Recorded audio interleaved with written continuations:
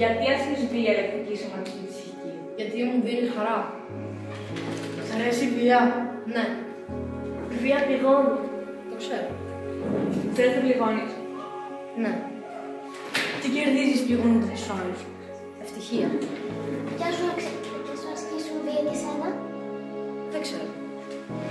Βία και πολιτισμός είναι αντίθετα. Εντάξει. Σ' έμαθα να είσαι βίαιος. Ναι. Η βία δεν έχει κοινωνικές τάξεις. Εντάξει. Πιστεύεις ότι ασκώντας βία γίνεσαι δυνατότερος? Ναι. Νιώθεις δυνατός να γίνεσαι ιδίος? Ναι. Μήπως ασκείς βία επειδή ασκούν και σε σένα βία? Όχι. Ποιος σου είπε να είσαι βίαιος? Εγώ ήθελα. Εργαζόμενος, φίλης και παρέα. Δράω μόνο. Νιώθεις ότι ασκείς εξουσία στο θύμα σου? Ναι. Σου αρέσει να μοιράζεις το θύμα σου? Πάντα. Γιατί κακοποιείς τους άλλους? Τι σε πειράζει, η εμφάνιση του άλλου, η σχολική του επίδοση ή η καταγωγή του? Όλο. Μήπως νιώθεις ότι δεν αξίζεις? Όχι, αξίζει. Μήπως νιώθεις μόνος σου? Όχι. Νομίζω ότι δεν σε συμπαθούν. Με συμπαθούν.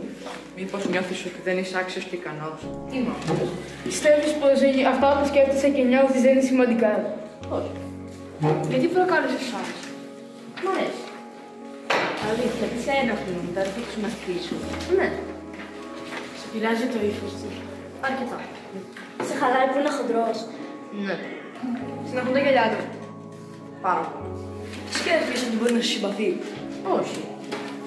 Ποια παιδιά επιλέγεις για θύματά σου, τα ήσυχα, τον τροπαλά ή τα μοναχικά? Να ρωτήθηκες γιατί? Αυτά που μου σπάνε τα νεύρα. Έχεις σκεφτεί πως η σχολική βία μπορεί να οφείλεται σε ψυχική διαταραχή? Όχι. Τον βαράς, του ασκείς λεκτική βία? Όχι. Βασικά, ναι. Δεν τρέμιζε. Καθόλου. Με ποιο δικαίωμα? Το δικό μου. Γιατί? Δεν ξέρω. Γιατί? Δεν ξέρω. Γιατί? Δεν μπορώ. Γιατί? Δεν ξέρω. Γιατί? Δεν ξέρω. Γιατί? Μου αρέσει. Γιατί? Μου δίνει ευχαρίστηση. Γιατί? Δεν έχω ιδέα. Γιατί? Δεν ξέρω. Γιατί?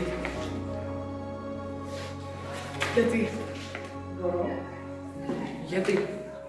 Δεν ξέρω. Γιατί?